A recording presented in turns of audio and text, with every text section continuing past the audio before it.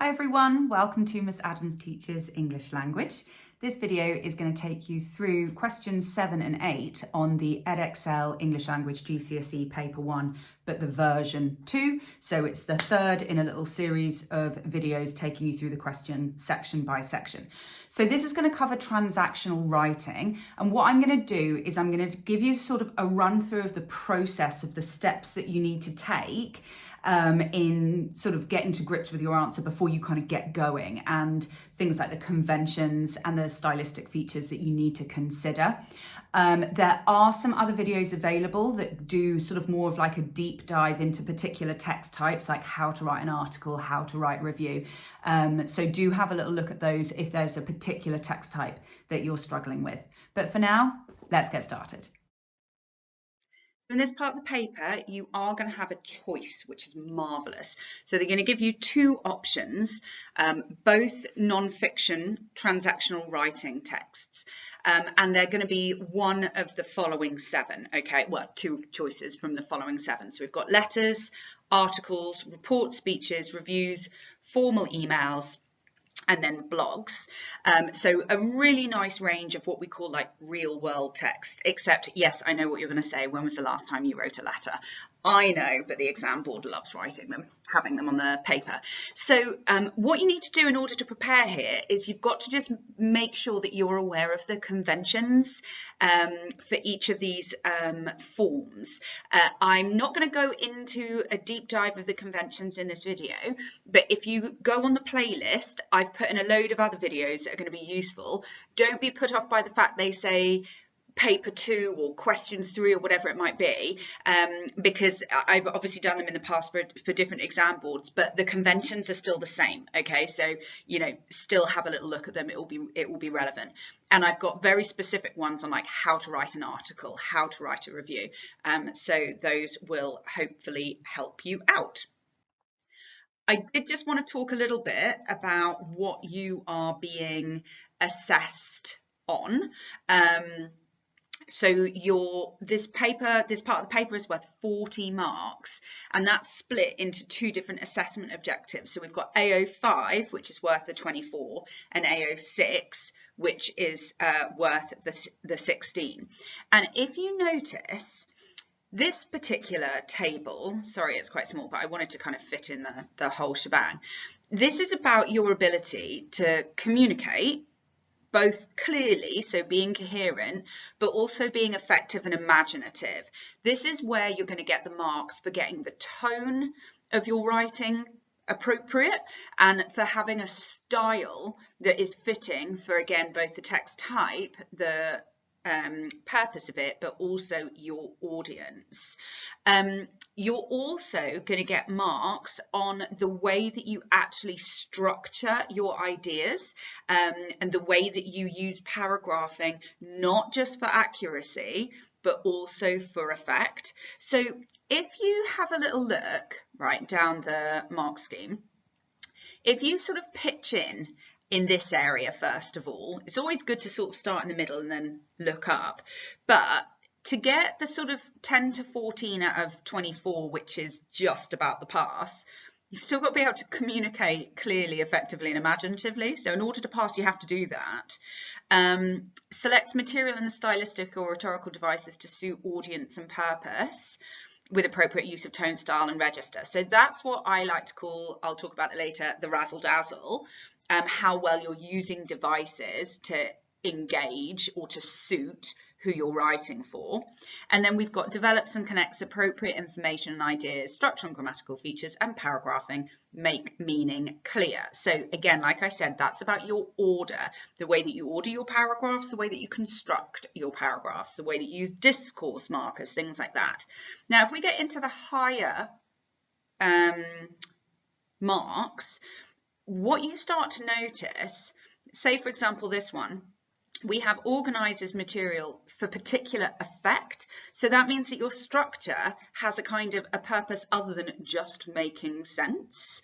You see it here again, features used cohesively and deliberately across the text. So that again really kind of comes down to the conscious crafting of your work. And then right at the top, you're looking at all of those same ideas, but with sophistication, subtlety and complexity. So it's the same skills, but just demonstrating a whole lot more flair. So AO5 is basically what you write, like what your arguments are, how well you communicate them, what devices you use, and then also how well they're structured. AO6 worth 16 marks. Now, some people call this the SPAG AO, and yes, accuracy is here. It is in this section because you'll notice we've got spelling words, spells words containing irregular patterns correctly, accurate and varied punctuation, you know, it's all of it is in here. You know, your punctuation, your spelling and your grammar, your syntax and all of those exciting bits and pieces of English. But there's good news because you can also get AO6 for the word choices that you make. So actually, even though AO5 is technically the style assessment objective, you're still getting some marks here, all right? You're still getting some marks here. So you'll notice here we have wide selective vocabulary, okay?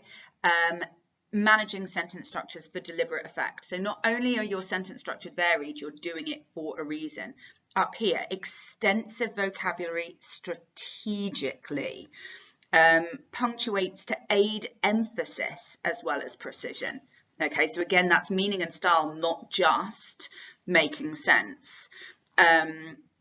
Range of sentence structures accurately, selectively to achieve particular effects. So you, again, like I said, same as before, you're still getting marks for crafting here outside of accuracy. Right, let's talk about the process.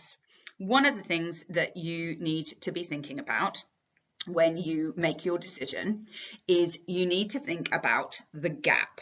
All right, so my first step for you, always assess the gap. What does gap stand for? You can see it, genre, audience, and purpose. So essentially what you're thinking is, what is the text itself from that list before? In this case, we've got an article, all right? Who is the audience? This is so important because it's going to help you assess and decide on your level of formality. In this case, it's aimed at your peer group.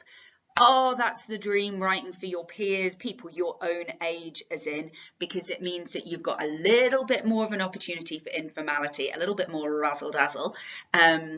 You can be a little bit more humorous, a little bit more light-hearted. It's more enjoyable to write than writing something very, very, very formal.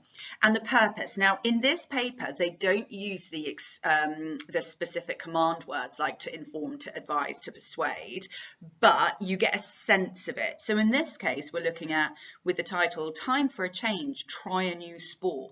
Immediately, this tells me that there's going to be an element of persuade because you're basically saying, go out and do something different. Yeah, so you're going to be using persuasive devices, but obviously it's going to be in form as well. Okay, so straight away you're thinking to yourself, okay, I know who I'm writing for and therefore the formality. I know what I'm writing and why I'm writing it. That's going to help me decide on how much of the razzle dazzle that I'm using. You get a second choice. So for example, here we have this one, same rules apply. In this case, we're writing a formal email to the planning department of your local council about a proposal to build houses on a local recreation and sports site. Oh my goodness, of course you're going to do the first one, aren't you? You can do question 7 rather than question 8. Oh, well, that's what I would do anyway. But okay, so we know the genre is an email, but note that they stress and specify formal email. That means, because I know if you were smashing out an email to someone, you'd probably use lots of abbreviations if you know, but not in this case. You're writing it pretty much as if it's a formal letter, but with no need for addresses and all of that malarkey. And it is to your local council, yikey doodles. So that's definitely going to be very, very formal. Now, in terms of purpose, again, we've got the clues. You are writing in response to a proposal to build houses on a local recreation and sports site. And we've got these bullet points. Your views about keeping the site for sport and recreation, your views about building houses on the site. So that's the kind of writing to inform, probably with a hint of persuade, because you're obviously trying to get them to see your side of things.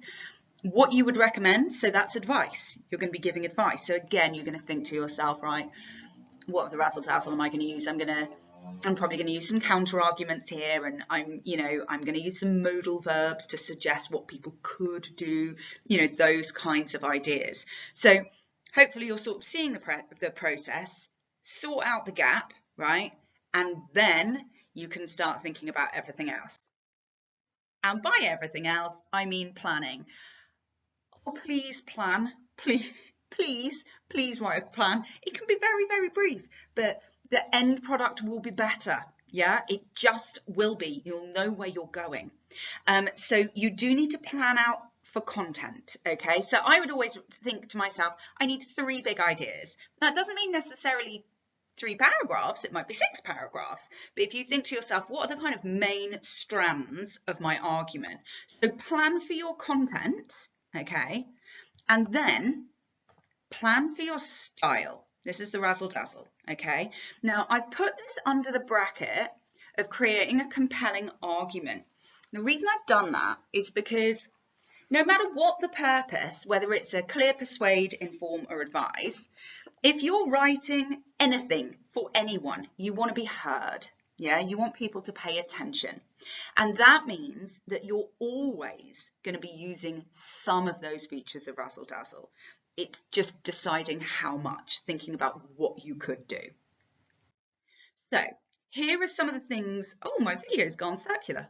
Oh, that's fun. Oh, sorry. Sorry. We're gonna, so one way that we might look at it is thinking about playing around with structure, okay? So we could, for example, and we should, for example, include varied sentences, including minor sentences. Look at the way that your sentences begin as well. If they're all the same, it's going to get a little bit dull. You can play around with paragraph length, a 1-sentence paragraph for big drama and impact. And again, that shows your examiner that you are being deliberate, that you are consciously crafting. I have seen the odd one that has used a 1-word paragraph even. You're not going to do that a lot, but every now and then something dramatic can be very, very effective. Things like your lists of 3 or your triads, any kind of listing as long as well controlled. You might use a bit of repetition, but make sure it's deliberate rather than whoopsie, I've used this word 7 times over. Syntactic parallelism, you're going to go, what the heck is that? It's a form of like repetition, but where you repeat the syntax, you repeat the order of the type of word rather than words themselves. So if you said something like, we want it, we crave it, we need it, the verbs crave, want, need, they're all different, but the point is they're all verbs. It's going pronoun, verb, pronoun, pronoun, verb, pronoun. That's syntactic parallelism. Don't worry about it too much. Counter-arguments and contrast. Counter-arguments, of course, where you set up one side of the idea, one view, one aspect of the debate, and then you say why it's wrong. Very, very kind of persuasive little device there. And you might want to think about how you're going to play around with language as well. So you're going to think alliteration, always very persuasive, metaphors and all the other figurative devices, exaggeration or hyperbole, if you prefer the fancier term, emotive language, always a winner, stats and facts, expert opinions, always winners. Okay, so those are the kinds of things. Now, if you like an acronym, look no further, because we have our little razzle-dazzle bit that we have here. So we have, this is what my old school used to do, and it's called ears forest. And there's a way of rejigging this word, ears, to a word that's a little bit ruder next to forest. But I won't do that because I'm being professional, or as professional as I can be. But yeah, this is just a way of reminding yourself of some of those rhetorical devices, some of those persuasive features that you can use. But excuse me, what you need to think about is what is appropriate for the form. So for example, triads are always a winner. You know, if you're being persuasive, stats and facts are always a winner. You know, direct address, always a winner in a speech, for example. But if you were writing a letter to your local councilman, you probably wouldn't be using lots and lots and lots of over-the-top metaphors. You might be a little bit more straightforward. But again, it's sort of down to you to judge how to be compelling. And the last thing I'm going to say on this note is you've got to get that balance. That's why I did the, content plus style equals compelling argument. Sometimes I read transactional writing texts and it's just like a series of rhetorical questions because the person hasn't got enough of an argument. So they're just using sort of stylistic devices, but really repeating the same argument. You've got to have the content and then you're thinking to yourself, how am I going to razzle dazzle up the content, if that makes sense? Okay, that was a bit of a whirlwind tour. Like I said, check out the playlist. I'm going to quickly do it now to zip over as many relevant videos as I can for you. But check out the playlist for specific tips about dealing with specific text types. And that should see you through. Right, thank you so much. Happy revising.